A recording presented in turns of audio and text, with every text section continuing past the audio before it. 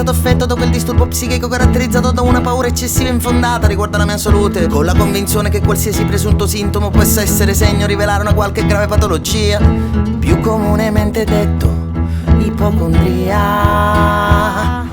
Stavo insieme a te perché stavamo bene insieme, siccome la salute viene prima di tutto, non mi sono mai fatto altre domande, visto che tu mi hai spiegato che tenere l'umore alto potrebbe aiutare il deficit del mio sistema immunitario, o come dici tu, la mia immunodeficienza. Che stronza.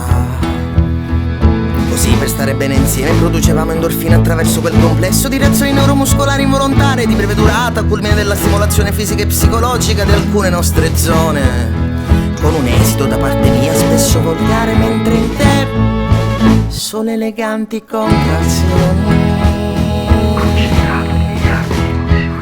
Ma quella notte non fu un problema fisiologico o meccanico del mio sistema cardiocircolatorio che mi uccise, ma bensì il tuo collo che poggiato troppe ore sul mio braccio causò un'assenza di flusso sanguigno alla mia mano, che iniziò un processo di necrosi che in poche ore raggiunse il cuore. Quindi sono molto per amore. Non mi riferisco a quella pulsione del cervello profondo con la produzione di ormoni caratteristici come endogene, estrogene, endorfina, serotonina, vasopressina, ossitocina, ma piuttosto la conseguente coagulazione del sangue, dette ischemie. Non so se lo sai che spesso la causa più comune è l'embolia o un trombo. Non lo trovi buffo?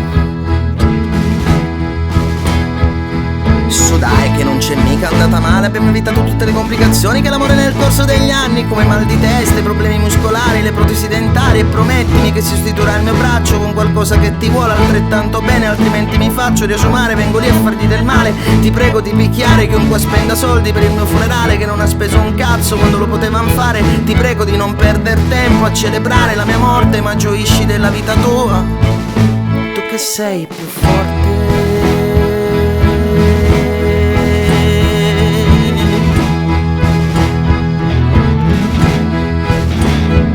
Tieni a bada quel tuo bellissimo apparato segreto motore.